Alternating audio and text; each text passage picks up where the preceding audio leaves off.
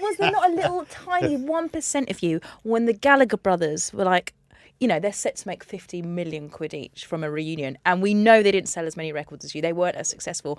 Like, if you did, it was a family band. It was a group of lads. You were a proper band. You believed in it. You had a laugh, and you were having this incredible journey, arenas, worldwide tours. And then the bit that just got me in the gut was when it said at one point you returned back from one tour and there was no money. It'd all gone. Yeah, absolutely. But, you know, part of that was the music business and the declining record sales, because what was happening was there was less and less records being sold with the rise of technology. Streaming, and we were having to tighten our belts anyway.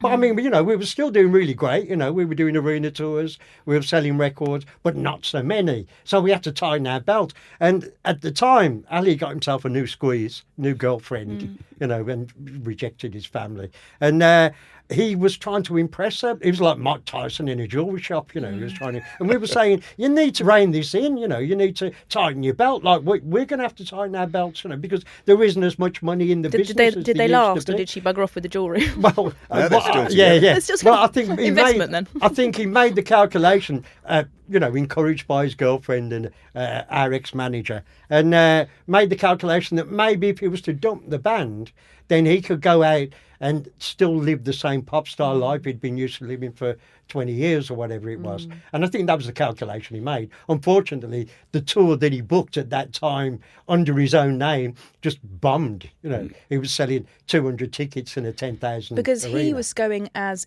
Ali Ali Campbell, not exactly. UB40. Not UB40, yeah. He went out as Ali Campbell. He spent nearly 5 years as Ali Campbell. The voice of the legendary voice of he had etc. different ways of billing himself. Yeah, and was spectacularly unsuccessful. For you particularly, that's your brother. That's gotta hurt. Again, it's I've said this so many times, but it wasn't a family fallout. It wasn't brothers falling out. He left the band, and he was also closer to several members of the band than he was to me. He hasn't spoken to any of us since he left. Not one word. But it was funny, but neither has he spoken to any other member of the band. The band either, yeah. Or his family.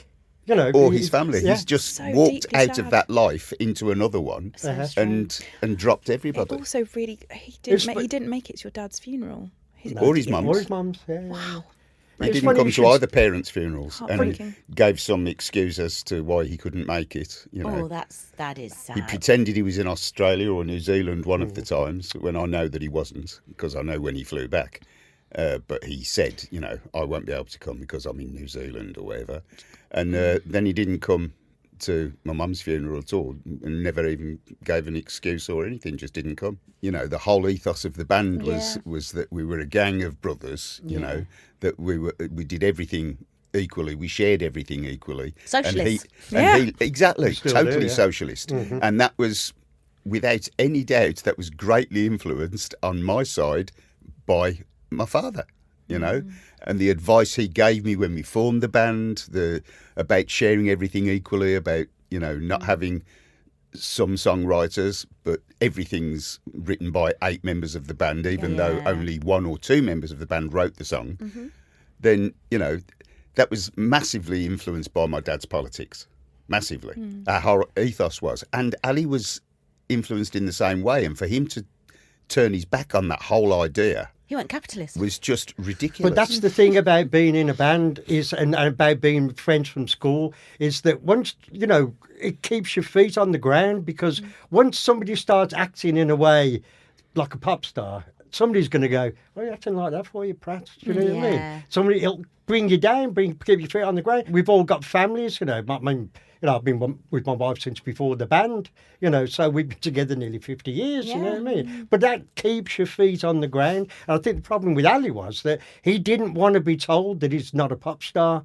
You know, he didn't like being brought down. He didn't like having his feet kept on the ground. He wanted to play that pop star role, you know, and he hated being... And he found a new circle. Yeah, they all told him he was friends great. and family that were all telling him that he was the reason the band existed, and, you know, and that he could go on his own and he didn't need the rest of us. Sorry, I was just going to say, I have no problem with saying that without Ali's special voice, we would never have got where we did. You know, when you look at other bands like the Specials or Mad, they haven't got singers. You know, whereas Ali was a particularly great singer, you know, and I'm sure that we would never have got where we were without it. And I only wanted to be in a band because I wanted to sing with Ali, because I knew how good he was, you know.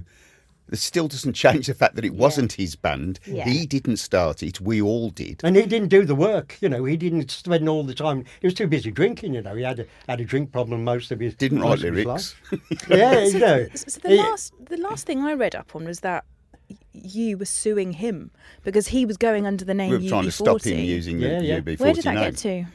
It got very expensive, and like you were saying about Friends, it comes to a point where you just give up. You just say it's not worth fixing. Yeah. So we just got to a point where we just, you know, this isn't worth fighting over. This isn't worth constant court cases. So let's just call it a day. There's the hopeless Let him- romantic in me. let him or do what he wants. I know you're going to say there's no over my dead body, right? But there's still a bit of me goes, oh, maybe one day. And then I look at like the way Over our I dead know, body. but was there not a little tiny 1% of you when the Gallagher brothers were like, you know, they're set to make 50 million quid each from a reunion, and we know they didn't sell as many records as you. They weren't as successful. Like, if you did, just agree to disagree. All the money in the world wouldn't get us. See, this to because do you're that. principled. You're Absolutely, principled. and we've stuck to them all our lives. See, you it's know. gone too far.